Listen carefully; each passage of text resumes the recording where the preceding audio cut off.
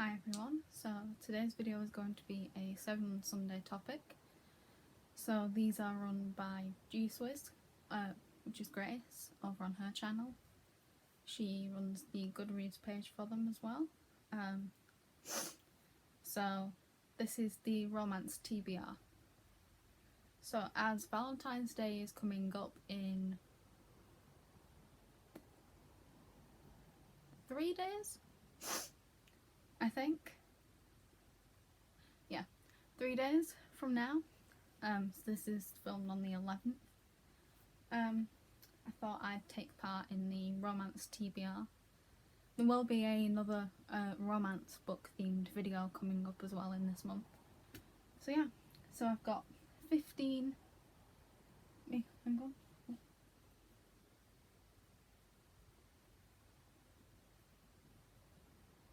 15 different romance books next to me here, and I'm just going to go through them. Some are parts of series. I've only brought out the first book, as carrying the series off the shelf is quite a hefty thing, considering I have stacks of books in front of my bookshelves for another video that's coming up soon. So first off, so this is a TBR, so I have not read any. First off is Twisted Love by Anna Huang. So this is about a guy called Alex who can't escape his past. He's got a tragedy that haunts him, and obviously can't escape it. He's got vengeance and little room for love. And Ava, who is a free spirit and is trapped by a nightmare of childhood she can't remember, but she has a broken past. And her brother's best friend. Yeah.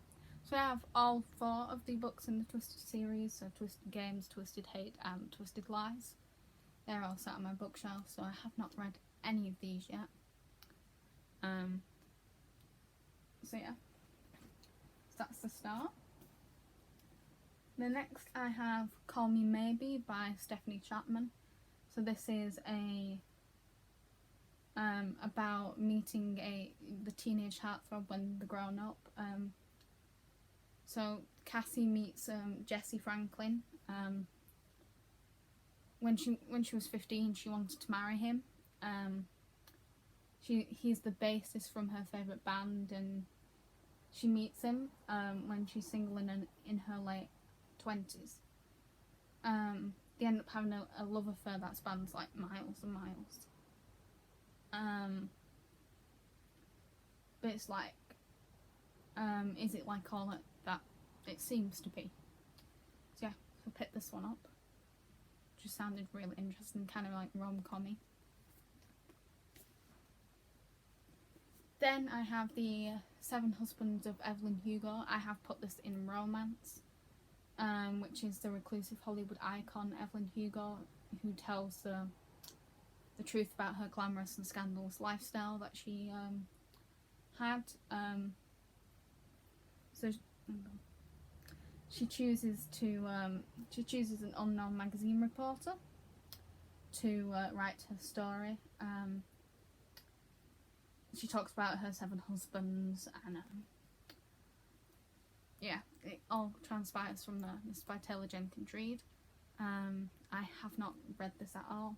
I've had this, actually, this has been sat on my shelf for quite a while. So maybe I'll get to this year. At some point. Who knows? I have over 600 unread books. So who knows? The Dead Romantics by Ashley Poston. So Florence is a ghostwriter. She pens a swoon-worthy novel for a famous romance author, but obviously it's after a bad breakup. So she doesn't believe in love. But then so her editor refused to give her an extension. And then she meets a ghost. and kind of falls in love with said ghost. I think that's kind of like the gist of the story. I've heard a lot of things about this that are really good. I do like the aspects of, I like ghosts and things like that, and I mean it's been recommended by Ali Hazelwood, and I really like Ali Hazelwood. So, I mean, what can go wrong? Ghosts, love stories. Two of my favourite things. I put the Nightmare Before Christmas novelisation in here. I would say this is a romance between Jack and Sally. Slightly unconventional one, but still a romance. I think everyone pretty much knows what The Nightmare Before Christmas is about, but if you don't, it's about Jack Skellington, who's the Pumpkin King of Halloween Town, and he decides that he wants to try out Christmas when he falls into Christmas Town. So instead of Halloween Town being Halloween Town, it turns into Christmas Town, and he becomes Santa. They kidnap Santa Claus, and the kind of story goes from there. But they fall in love with Sally Stitches. Yeah, so I've kind of put this in romance. I think it's a romance. I think probably some people would disagree, but it's a romance. It's also written by Megan Shepherd. But the actual story is Tim Burton and Danny Elfman. Love Light Farms by B.K. Borison. I hope I'm pronouncing that right. So this is about an effort to save a Christmas tree farm. So Stella enters a contest with a Insta-famous influencer to save the farm from financial ruin. She has to make the farm seem like a romantic destination for holidays. She lies on the application form saying she owns it with her boyfriend, even though she is single. I bought this around, I think I bought this in January. So just after Christmas, so I'll probably read this around Christmas time.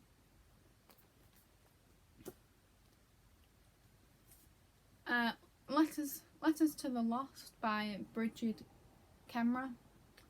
So this is about Judy Young, who writes letters to her mother. After her mother's death, she leaves them on her grave.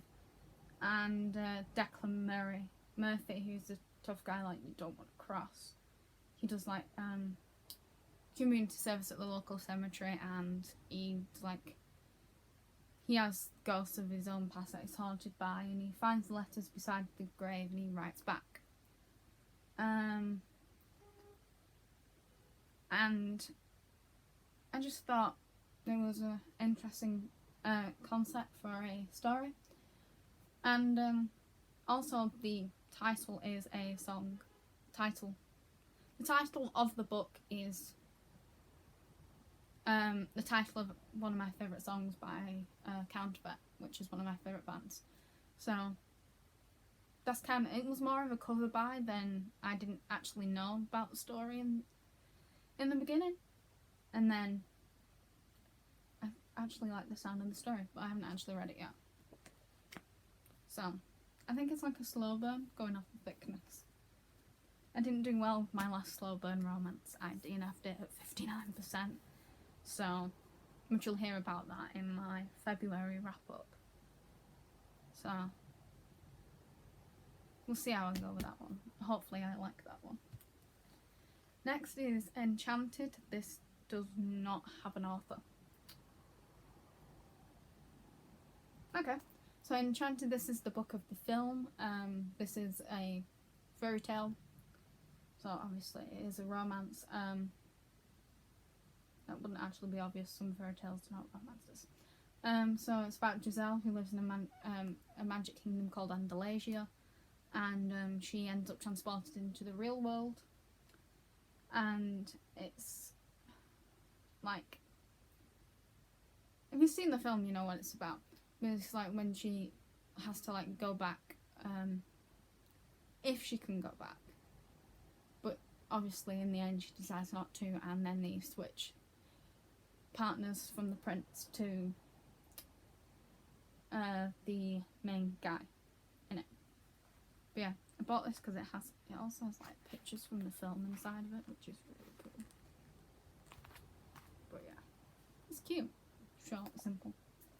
Still a romance. Now I have the After series, which is the Wattpad sensation by Anna Todd. I have all of them apart from I think 2, which is like Nothing Less, Nothing More. I don't know whether they're part of the After series or not. But this is about Tessa meeting Harden.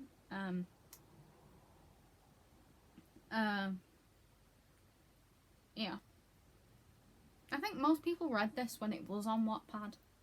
And then it became films on Netflix and Amazon Prime, and then it got published by Simon & Schuster. So I bought it as a box set. So it's about so Tessa has a reliable boyfriend back home, and she's got direction, ambition, and a mother who's intent on keeping her that way. And then she runs into Hardin, which is her mother's worst nightmare. And it obviously is British. He's got an irresistible accent, which most British boys have. That's true. Most of them do. Even to us British girls, they have irresistible accents. He's undeniably attractive, but also different to what she's used to. He comes across as rude. But yeah.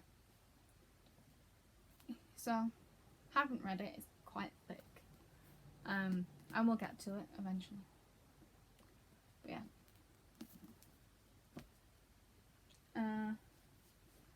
Love on the Brain by Ali Hazelwood. I have read The Love Hypothesis, which I really liked, so I'm expecting to really like this and her other writings.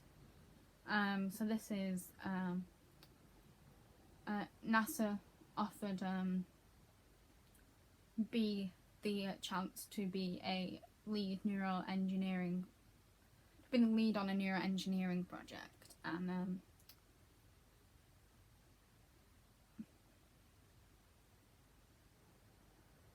and she lives by the code of what would Marie Curie do, and she finds Levi, who's attractive, tall, dark, with piercing eyes in a kind way, and the equipment starts to go missing and the staff ignore her, and she swears she sees him softening into this kind of ally for her, and they actually kind of, make a move and fall in love. Yeah, and Christina Lauren has blurbed this. They have blurbed it as well. So, yeah, that's how it's just like kind of fake sticker, which is a bit annoying, but, Also, Eleanor Armours has blurbed this as well, which you'll hear a bit about her in the wrap-up. But yeah. My Policeman by Bethan Roberts. This is set in the 1950s Brighton. Marion catches sight of Tom, who's a policeman, and he teaches us to swim in the pier. Yes, this is the Harry Styles cover, and yes, I have seen the film, and it's a good film. And Marion falls in love with him, and then a few years later in the museum, Patrick meets Tom, and they fall in love. Tom's a policeman, and he marries Marion, but he shares a romantic relationship with Tom.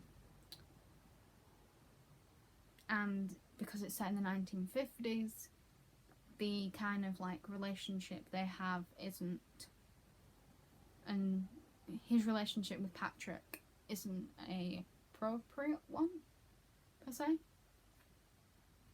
But yeah, it's a good film. I haven't read the book yet, but it's a good film. I forgot this was on my shelf, to be honest. The stack's just falling down. Oh, we haven't got a minute left to go. We're doing alright. We've got 3 after this one. That's not too If This Gets Out by Sophie Gonzalez and Cale Dietrich. I've pronounced that wrong. So this is about two members of a band, well, the world's biggest boy band. Yes, this is probably Louis and Harry fan fiction. The best friends backstage, teen heartthrobs in front of the camera.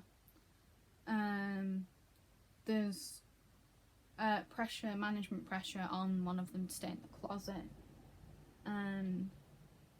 He can only confine in the other. And they go on a whirlwind tour of Europe, and the friendship evolves into a romance. And whether it gets out or not would be whether the fans give them the support or not. Yeah, I have read Sophie Gonzalez books before. I've read Only Mostly Devastated. I've read that twice now. It's a really good book. I've yet to read this one. Then we have No Strings Attached, Rise Like a Rocket by Laura Rocco. This is a rockstar romance. I can't really give much of a synopsis on this. It's just basically, it's like a Wattpad kind of romance. Here we go. The synopsis is inside. So, it's about Skylar Allen, who is only 5 years old when Jackson arrives in the orphanage, where basically she has spent her whole life. She has a friend, and they become inseparable until he's adopted. And he kind of forgets about her, and 18 years later they come face to face in a hotel lobby where she works. He is now like the lead singer of a band. She wanted to be a figure skating champion, but an injury shattered her dreams, and he is no longer the boy she knew. And he's become brash and arrogant, and he is 9 years old when he arrives at the orphanage, and when, of course, they meet, they become like good friends, and he's adopted, he's taken to the other side of the country.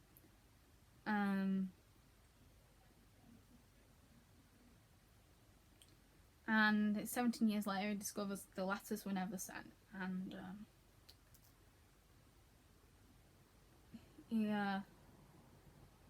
they basically like meet again, and he realises like she's the only woman he wants. Yeah. It's a really good one. It's quite thick. It has like mixed media kind of style. It's got like pictures in it. It's double POV. It's got text messages, different things like that. Yeah. Ooh, nearly 20 minutes. That's also book one. I need to find the others.